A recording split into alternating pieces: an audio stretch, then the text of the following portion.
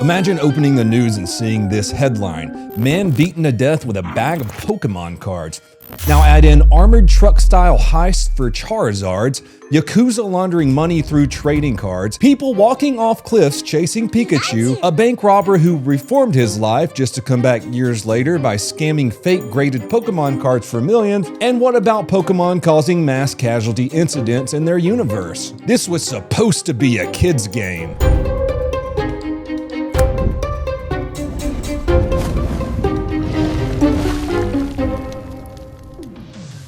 Welcome back to Crime is Fun. Oh my gosh, we are already on episode 2.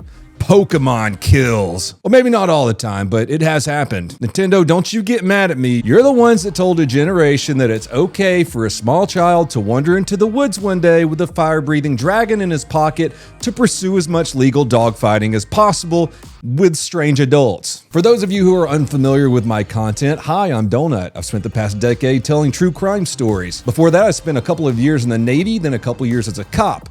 My main YouTube channel, Donut Operator, which I still post to a couple times a week, has amassed 1.8 billion views, with most of those being analytical breakdowns of police shooting people or people shooting police. I don't encourage crime in any way, shape, or form, but you know dang well that listening to crime stories is kind of fun, no matter how gross they are. Yeah, what do you guys think about episode 1, People Soup? Some might call that gallows humor or maybe even morbid curiosity. In the first responder world, we have a little saying: laugh so you don't cry. If you're a fan of laughing and not crying, you can watch or listen to Crime is Fun on YouTube, Spotify, Apple Podcasts, Google Podcasts, or Pandora. Last episode went pretty hard. We talked about cartel executions filling up morgues and people in our own town selling cash for corpses. It was pretty gross. Maggots and people's bodies turning into soup gross. Also, apparently it's pronounced Jalisco. Sorry for the disrespect, CJNG. Please don't cut my face off and stitch it onto a soccer ball. You guys let me get away with pronouncing it like that the whole time. It's almost like I'm living with and marrying a Mexican in like 4 weeks, but for some reason, I didn't ask her for help pronouncing things. Jalisco. Hindsight is 2020. Anyways, why Pokemon this time? Well, mostly because I grew up on it. It's super popular, and there's actually a lot of crime involved in the franchise. Not necessarily directly from the franchise, like I'm not saying Game Freak and Nintendo are doing drive-bys on the people who created Pal World, although I bet they really want to. There's also a lot of crime in the Pokemon universe that you may not have noticed, like war atrocities and prostitution rings. Let's get into it. When I was 11 years old, my father took me to a Sears in Marietta, Georgia. Some of y'all may remember Sears. It used to be one of those giant department stores attached to shopping malls until they all closed down due to bankruptcy in 2018. At one point, you could walk into a Sears and buy a new pair of jeans, a chainsaw, and a Game Boy all in one trip. Up until 1988, you could even buy guns from there. Fun fact, before getting out of the firearm retail business, they had sold over 20 million firearms. Anyways, my dad and me stopped by the video game counter and I picked out Pokemon Blue for the Game Boy. Not the Game Boy Pocket or Game Boy Color, mind you. I'm talking about the big gray brick with the green screen, because it's all we could afford. I didn't put it down for months. Like every kid in the US, I was severely obsessed. A year later, the Pokemon trading card game came out. And in just the first 6 weeks, they had sold over 400,000 booster packs and made $225 million the first year from the cards alone. I remember it being so popular in schools, they had to ban them for being so distracting. The Pokemon franchise has only gone up in popularity since its release. Just a couple of weeks ago, the YouTuber/celebrity Logan Paul sold the rarest card in the world for over 16 million US dollars. And where there's money, there's crime. That's what we're here to talk about. We're going to talk about people being lured to rare Pokemon and robbed, burglaries becoming rampant due to the rising price of Pokemon cards. Without further ado, let's get into episode 2 of Crime is Fun, Pokemon Kills. Let's dive into the pixelated nightmare that gripped the world in the summer of 2016, Pokémon GO. What started as a harmless augmented reality game that blended the real world with the digital monster hunt quickly became a magnet for muggings, stabbings, shootings, and senseless deaths. Pokémon GO had over 500 million downloads in its first year and made billions in revenue. If you've never played it, to give you kind of an idea of how it worked, you would fire up the app on your phone. Your screen overlays the camera view of your street, your backyard, or local park with cartoonish creatures. You might have Pikachu popping up by your mailbox, a Squirtle lurking in the alley, maybe even a Snorlax chilling in your driveway.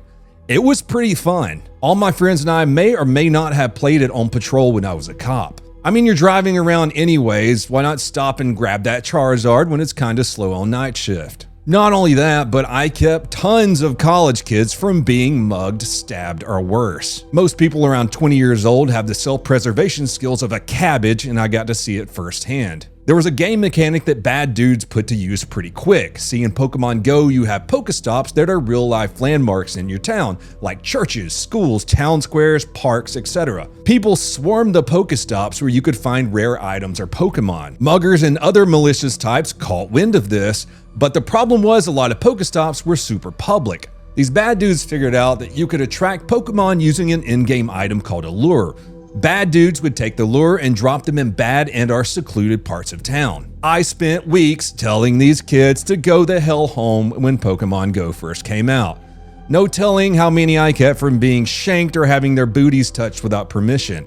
There are some players though that weren't so lucky. Let's start in O'Fallon, Missouri. It's around 2 a.m. on a Sunday morning. This is 4 days after the game came out. Police get a call about a robbery in progress at a CVS parking lot. Officers roll up and spot a black BMW. As they approach, the occupants frantically try to toss a handgun out the window. It's too late. Police surround the vehicle and detain the 4 teens inside. All were ages 16 to 18. Police quickly connected them to a string of similar armed robberies across St. Louis and St. Charles counties. The adult suspects face first-degree robbery charges with a bail set at $100,000 cash each. Turns out they had been using this Pokemon GO tactic all week. These incidents spread like wildfire. In the UK alone, there were 290 incidents in just July 2016 across 29 police forces. There were phone snatching robberies using Pokemon lures. In Surrey, they had a huge brawl involving 30 players. Oh, and let's not forget tons of trespassing. People were so distracted with catching Pokemon, they just walked wherever the hell they wanted to. Cops caught one guy luring kids into his home because he said he had lots of Pokemon inside. One woman kept calling the police because she was scared that the Pokemon, not the players, might try to break into her home. By the end of its first frenzied summer in 2016, the app had been linked to at least 25 documented direct deaths worldwide according to dedicated trackers, plus an estimated 256 fatalities in the United States alone from distracted driving crashes in the first 148 days. A study pegged the economic damage between $2 billion and $7.3 billion from Pokemon GO. You're probably wondering about the murders though, huh? One of the most prolific was 20-year-old Calvin Riley a month after the game was released. The promising young college basketball player was checking out a popular Pokestop right on the San Francisco waterfront when out of nowhere he was ambushed. A gunman fired several shots into Riley's back and then just ran off. Despite a thorough investigation, the killer was never found. The FBI released a new sketch of the suspect 9 years after the murder, still hoping to figure out who and why they had blasted a random college kid playing Pokemon. Same thing happened just a couple of days after the release of Pokemon GO in Guatemala. An 18-year-old man and his cousin were looking for Pokemon when they were ambushed by robbers who were waiting at a Pokestop. That same week in Australia, a woman was staring at her phone when a stolen car blew a light and killed her. Turns out natural terrain was one of the biggest killers for young Pokemon trainers.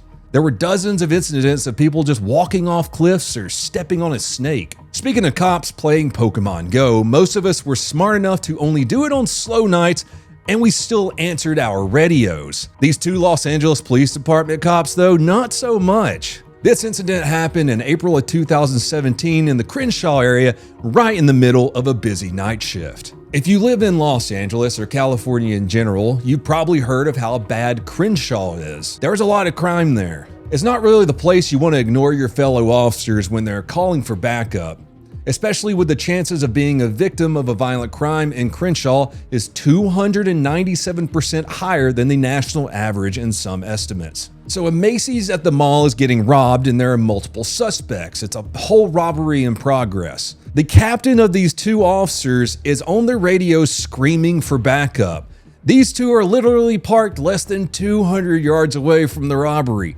Instead of rolling up though, they straight up said screw it on the dash cam and go hunting for a rare Snorlax that just popped up a few blocks over. You can hear the audio clear as day. One of them goes, "I don't want to be his help." Then they're driving around arguing on how to catch the Snorlax. They're talking about togetic battles, and one says the guys are gonna be so jealous when they finally snag a Snorlax. The sergeant's blowing them up on the radio now too, and it's zero response. The supervisors are wondering what the hell's going on, so they later review the footage and go, yeah, they heard it, they just didn't care. Of course, internal affairs hits them and they lie through their teeth.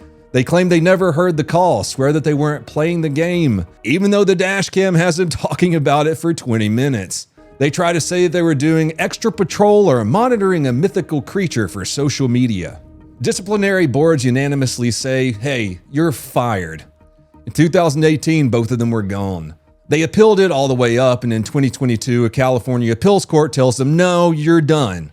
LAPD even dropped the full dashcam video in 2023, so the whole world could watch these two cops choose Pikachu over public safety. The moral of the story is if you're gonna catch them all on the clock, at least don't get caught on your own dashcam ignoring a robbery.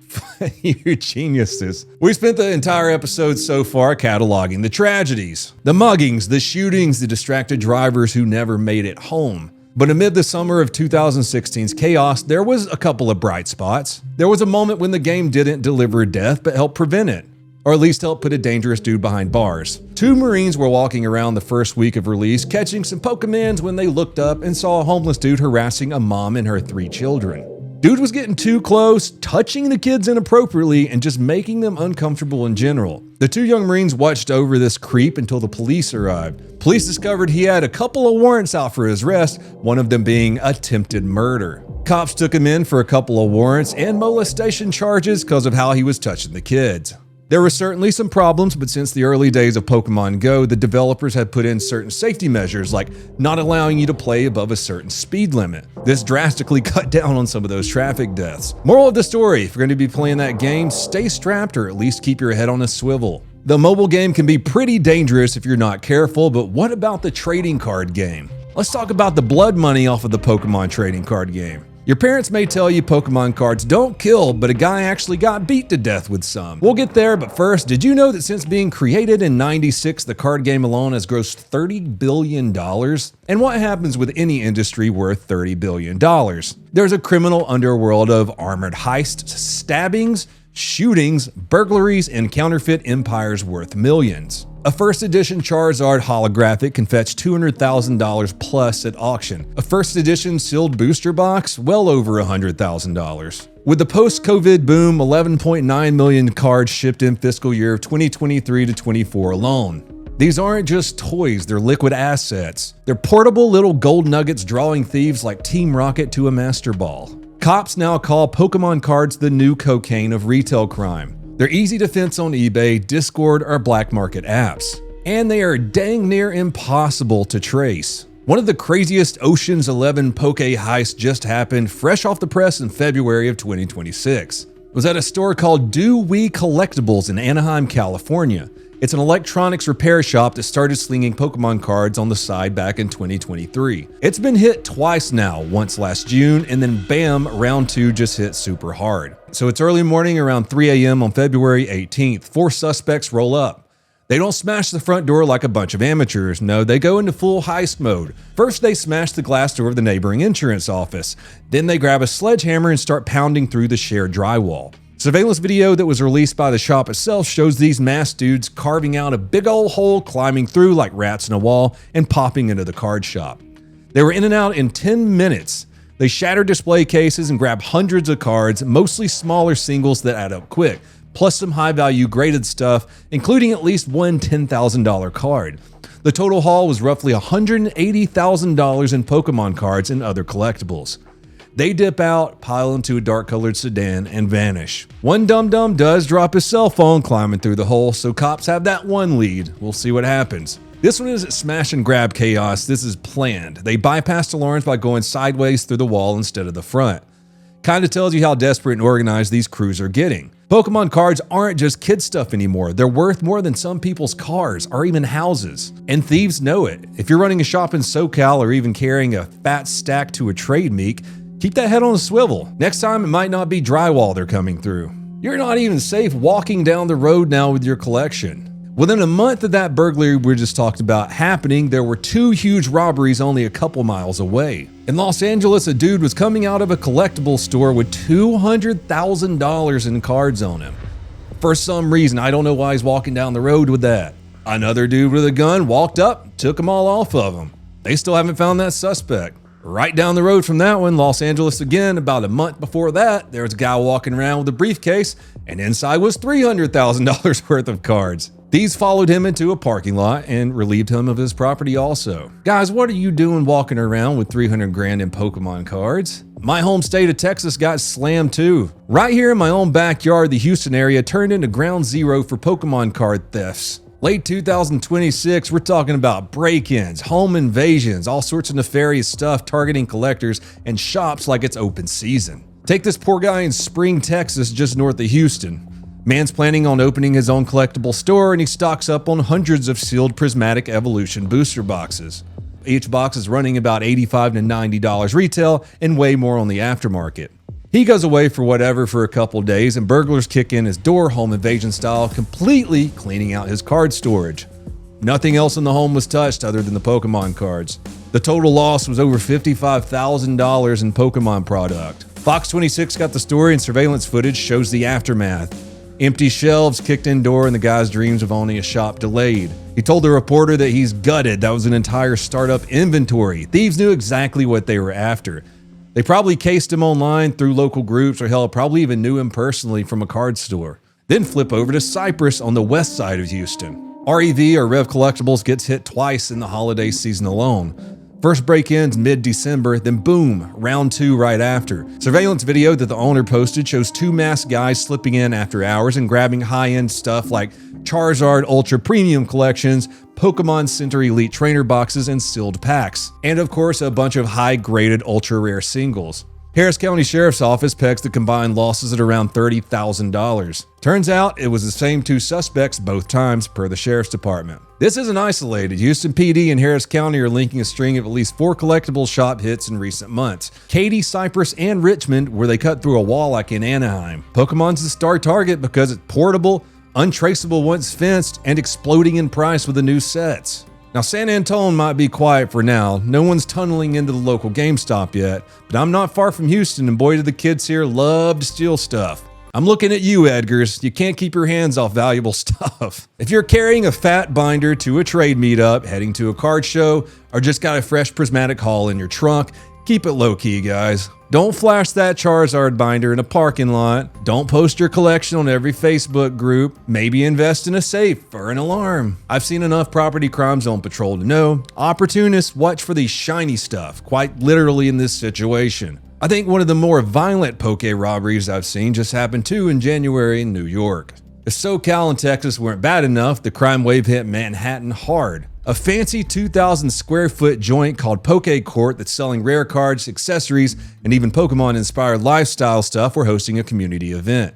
There were dozens of collectors, fans, and employees packed in at around 6:45 p.m. on January 14th. It was supposed to just be a wholesome trainer meetup until 3 masked hooded guys burst in wearing anime-themed backpacks like they're cosplaying villains. Surveillance video released everywhere from ABC7 to BBC shows one guy pulls a handgun and points it right at terrified shoppers and staff. This is with over 50 people packing the place. The other thieves start smashing glass displays with hammers. They're yelling threats and ransacking the rare single section. Whole thing's over in 3 minutes, and they grab more than $100,000 to $120,000 worth of merchandise, including cards dating back to '99, including a first edition Charizard worth $15,000, plus others like a $5,500 and a $3,500 single. They also snag $1,000 in cash from the register and a cell phone from a 27-year-old female customer. No one got shot, thank God, but victims were pretty shaken up. People thought they were getting Pikachu, but they got Glockachu. Thought they were getting Bulbasaur, but they got Blickiasaur. Machop, but they got the Machopper. All right, fine, I'll stop. NYPD is still hunting the trio with no arrests yet, but footage is clear. They're hooded, armed, in and out fast. Because this robbery blew up in the news, the Poke Court even got hit with extra drama later. Nintendo reached out about the name and logo because it was too close to Pokemon, so they rebranded it to the Trainer Court. Talk about adding insult to injury. They got robbed and then immediately got a cease and desist from Nintendo. Robberies and smash and grabs happen all the time, but let me tell you an insane story about a former bank robber who became one of the most successful card scammers ever. Picture this, September 2008, the financial crisis is exploding, banks are failing. A 28-year-old guy named Anthony Curcio is a former standout football player from Monroe High School in Washington. He's landscaping outside of the federal courthouse in Seattle when he spots something that changes everything. There's a Brink armored truck making routine cash drops at a Bank of America branch. He becomes obsessed with making more money, so for months he stakes it out. He studies police response times. He maps escape routes. He even dredges a local creek by hand to make sure his plan would work. This next part is pretty damn clever. The day of the heist, Curcio posts fake Craigslist ads for road work. He's telling applicants to show up in reflective vests and blue shirts. Why though?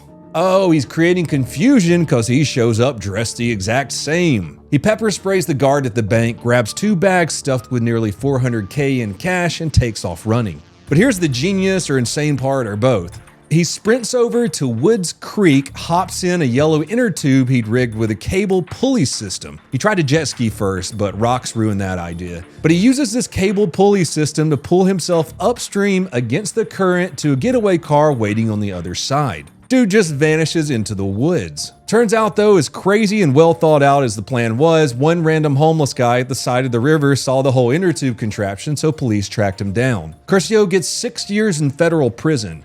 While inside, he seems to turn his life around. He writes children's books. The books are about making good life choices. He starts speaking to kids about addiction and crime prevention. He's doing these TED Talk style talks, YouTube videos, media spots on Fox, NPR. He's even on 2020. He coaches youth sports, builds a redemption arc. He tells his audience, don't make my mistake. Millions watch his content. He looks like the poster boy for second chances. Fast forward to the Pokemon boom of the early 2020s, cards are exploding in value. Holographic first edition cards are fetching tens or hundreds of thousands of dollars. Grading services like PSA become the gold standard. A 10 gem mint card can multiply its price overnight, sometimes 20-fold. My buddy King Trout just made a great video here on YouTube about the grading services for cards. Check that out. So this guy Curcio, he's in his 40s now, he's out of prison, he's living in Redmond, Washington. He sees an opportunity, not the legit kind. From at least 2022 through May 2024, prosecutors say Curcio and his partner ran a nationwide wire fraud scheme. They took real cards, which were often low grade or ungraded Pokemon classics from '99, and forged PSA labels. They'd scrub real serial numbers off genuine PSA slabs, print fake high grades like 9s and 10s worth thousands, encase the cards in temper-resistant holders, and sell them online at massively inflated prices. Buyers thought that they were getting pristine gems when they were getting doctored junk worth as much as the tiny piece of cardboard it was printed on. They used fake identities to dodge detection. They would use names like Brendan Woolley or John Steele. They moved product across the country, raking in over $2 million before the feds caught up. The big sting that did them in was an undercover Fed pretending to be a buyer. The Fed buys a fake '99 holographic Venusaur for $10,500 and wired money straight to Curcio's account. Finally, in January 2026, a Manhattan jury convicts him on conspiracy to commit wire fraud after just 4 hours of deliberation. Him and his partner receive a max sentence of 20 years apiece. What about organized Pokemon crime? Well, since Pokemon was born in Japan and so were the Yakuza, you know they gotta have a hand in it too. Reports from late 2024 into 2025 say Yakuza groups buy rare cards with dirty cash. Cash like from fraud or selling drugs. They can easily stash them because they're tiny and portable, then flip them overseas for clean money. One ex-syndicate head told Japanese media they use cards to smuggle millions abroad. They're easy to hide in luggage, there's no bank trails. Some estimates put it at over 40 million laundered that way, with raids nabbing 27 of its members. It's a possibility that you're gonna get robbed while carrying super expensive Pokemon cards worth more than the house I grew up in. It's a possibility that if you're staring at your phone trying to catch cartoon animals and not paying attention, that city bus might turn you into a meat crayon, Final Destination style. Turns out while the possibility of being beat to death with Pokemon product is low, it still has happened. August 2nd, 2022, South Yorkshire, England. You know, that one place where you can be arrested for being a meanie head on the internet. I'm pretty sure I just saw a guy arrested 2 weeks ago in England for littering because a leaf flew in his mouth, so he spit it out on the ground. I mean, that might be an urban legend, but I could definitely see it happening over there. There was a quiet residential street lined with low-rise flats, nothing special. Ordinary people living ordinary lives. 31-year-old Andrew Haig lived in one of those flats. He had a history of psychotic disorders. Reports say he stopped taking his prescribed medication and was heavily abusing the devil's lettuce. Let me put my dad cap on for a second and learn you young folks something real quick. Can the wacky tobacco be fun? For some people. Others, it makes them incredibly paranoid. But when used in adolescence, it can increase your chances of developing schizophrenia 2 to 4 times. If you already have schizophrenia, like the guy we're talking about in England, THC makes symptoms much worse. His neighbor, 50-year-old Simon Wilkinson, lived just down the hall. They weren't close, but they weren't really strangers either. One summer evening, something snapped. Witnesses later tell police they heard shouting. The young crazy guy Andrew stormed out of his flat, furious about something. He confronted the older dude, Wilkinson, outside the building and yelled, "Come out here and fight me like a man." Wilkinson stepped outside and some ugly words were exchanged. Some reports say Wilkinson called Andrew a nonce. That means a child predator of some sort. Other reports mention racial slurs. Whatever was said, it lit the fuse. Andrew grabbed a heavy bag which reports say contained 4 or 5 metal tins that were stuffed with Pokemon cards and swung it like a club. Witnesses describe Haig hitting Wilkinson repeatedly with ferocious force. They said it was like a cricketer swinging for the boundary, or in freedom terms, a strong American man swinging a baseball bat. Simon Wilkinson ended up collapsing into a pool of blood. He had severe head and facial injuries and he never regained consciousness. Paramedics arrived, but he was pronounced dead at the scene. Haig fled the scene but didn't get too far. Police arrested him within a couple hours. He admitted to the attack and said he viewed it as an act of mercy. In his deluded, psychotic state, he believed Wilkinson was suffering or that death was kinder than letting him live. So yeah, he beat him to death with Pokemon cards and ended up catching a life sentence with a minimum term of 17 years before parole eligibility. Speaking of crazy, have you seen how bad the Pokemon card scalpers have gotten? People are going to stores like Target and buying every single Pokemon card before anyone else can get one booster pack. Some scalpers even have been caught putting Apple AirTag trackers under Walmart or Target vendors' cars, hidden on the bumper and the wheel well, just somewhere to track them via the app to every store drop. Yeah, scalpers are tracking distributors. Some people have even been reported to bribe store employees to tell them when the next shipments come in. They show up minutes before shelves get filled with Pokemon cards, snag everything, and flip it online. Witnesses say groups coordinate this like a professional heist. They got vans waiting and they're all coordinating restocks. It's a total ambush. Their behavior kind of makes you want to hit them with a bag full of Pokemon cards, I tell you what. Scalping has helped cause such a high demand, it's fueled a lot of these robberies that we've been talking about. It's not illegal to be a scalper in most cases, it's kind of lame being a grown-ass man fighting children over Pokemon cards. You know what's not illegal? Taking a scalper's cards out of their shopping cart in Target, running to checkout and buying it yourself. Like I was saying earlier, anything bringing in money is going to cause a little bit of crime here and there.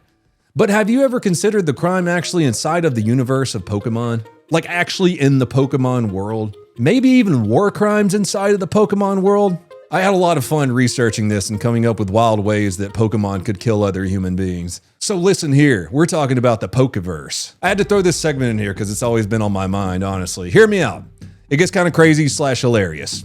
I remember playing Pokemon Blue on my Game Boy when I was 10 and even thinking, wait, they let this main character, a 10-year-old kid named Ash, go run into a forest by himself to challenge strange adults to dogfights? That's wild behavior. My parents wouldn't trust me with a magnifying glass because I kept setting pine cones on fire in the playground, let alone trust me with a dragon that breathes fire, or a yellow rat that can electrocute things. This main character, Ash, had no phone, no GPS, no parental supervision. Just forest full of venomous bugs, psychic horrors that drag children to the afterlife, and an international crime syndicate called Team Rocket kidnapping anything that moves. Dude, Team Rocket, I mean, it's basically the Pokemafia ran by a guy named Giovanni. He tried to drown Ash in a submarine in episode 2 of the show.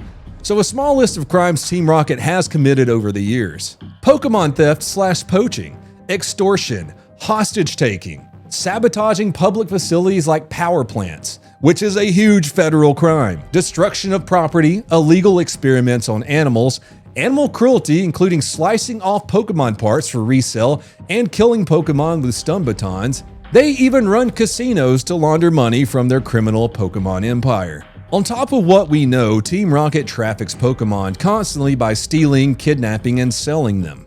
I don't even want to think about the idea of illegal Pokemon prostitution rings. I've seen what you dirty birds on Reddit say about certain ones.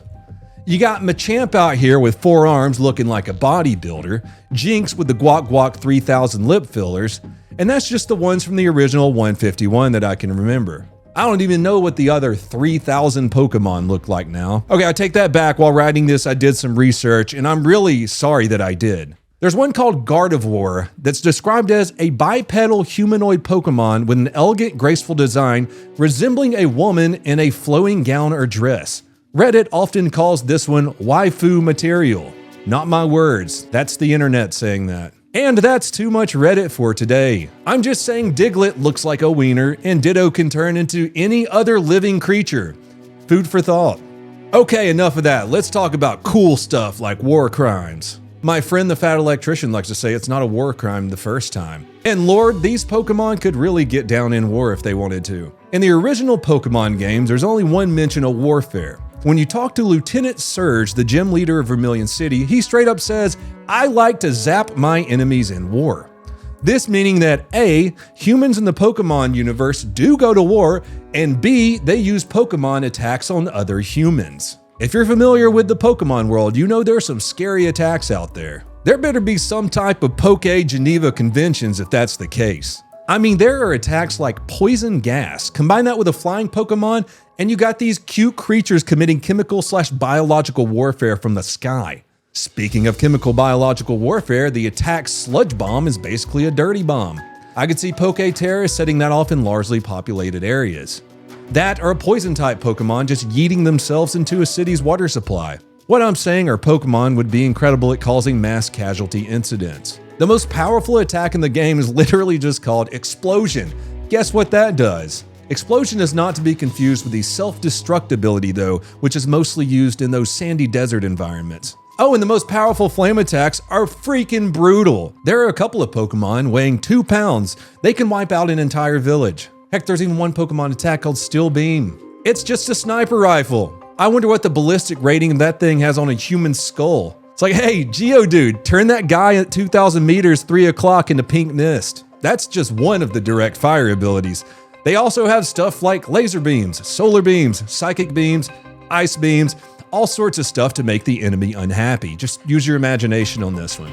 I hope you guys are enjoying this donut hole. You seem to like the ADD breaks in the first episode. Speaking of snipers, I didn't know these new generations of Pokemon created perfect assassins. There's a bird-looking critter named Decidueye. He can camouflage, fly, and shoot quills from his wings. More specifically, according to the Pokemon Wikipedia, it takes only 1/10 of a second for it to pluck, aim, and fire an arrow quill from its wings. It is not only quick, but also accurate, capable of striking targets over half a mile away. Some of the best snipers in the world can't make that shot. That guy isn't even the scary one. There's one called Inteleon. Let me describe his little ass real quick. It has darkly colored nictitating membranes that allow it to analyze for an opponent's weak point. These special lenses can also detect body heat. Yeah, that's right, it's got built-in thermal optics. Once Inteleon finds a foe's weakness, it will start attacking. This also helps it precisely shoot water from its fingertips at Mach 3. That's all from the Wikipedia. Mach 3 is 3,400 feet per second, by the way. That's the speed of your basic 5.56 round shot from an AR-15. Not only that, the bullets that it shoots are water, so yeah, it's untraceable back to the shooter. But wait, there's more. The membrane in its back is extendable and allows it to glide in the air. The blue streak on its tail hides sharp, retractable frills, which it used similarly to a knife. That's right, it has built-in knives for close quarter battle. It can fly. It can camouflage itself. It's got guns that shoot water jets on its fingertips. And don't get me started on some of the psychic attacks. Some of these critters can straight up control your mind with hypnosis. Think of a Pokemon making a random dude go shoot Archduke Franz Ferdinand, launching the Pokeverse into World War I. Or the psychic shift ability that turns friend into foe. Parachute some Pokemons that know that skill onto an unsuspecting army and watch them tear themselves to pieces. The freezing glare ability just freezes you in place. Imagine a group of enemies rushing your machine gun nest, and right when they're in range, boom, cast freezing glare and let the M249s do the rest. Anyways, you get my drift. There are an endless number of ways a Pokemon could be used to murder human beings. So there you have it, folks. The Pokemon universe is way darker than the bright colors and catchy theme song let on. From a 10-year-old kid wandering unsupervised into forests full of literal nightmare monsters and full-blown crime syndicates trying to down him in episode 2, to real-world tragedies where distracted trainers got robbed, shot, or turned into vehicle-related death statistics during the Pokémon GO frenzy of 2016. We talked about the card game turning into a criminal magnet, smash and grabs worth hundreds of thousands, Yakuza's laundering dirty money through portable Pikachus, scalpers turning restocks into heists with air tags and bribes, and even a reformed bank robber like Anthony Curcio flipping fake PSA-graded cards for millions before the feds slapped him with 20 years. And don't get me started on the in-universe stuff again. There are infinite criminal possibilities out there. At the end of the day, Pokemon started as innocent fun, a Game Boy brick that hooked a generation, me included, back at that Sears in Marietta, Georgia. But money, obsession, and human nature have a way of twisting even the purest thing into something dangerous.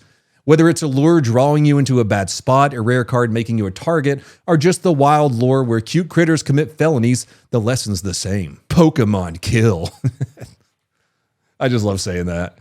Stay strapped, keep your head on a swivel, don't flash your Charizard in sketchy parking lots, and maybe don't swing a bag full of metal tins full of cards at your neighbor, no matter how psychotic the devil's lettuce makes you. Thank you for hanging out on episode 2 of Crime is Fun, Pokemon Kills. If you laughed instead of cried, hit that subscribe button, leave a review, tell a friend, and follow me on YouTube or any of your favorite podcast streaming services. Until next time, trainers, catch 'em all responsibly. And remember, laugh so you don't cry. Stay safe out there, don't out.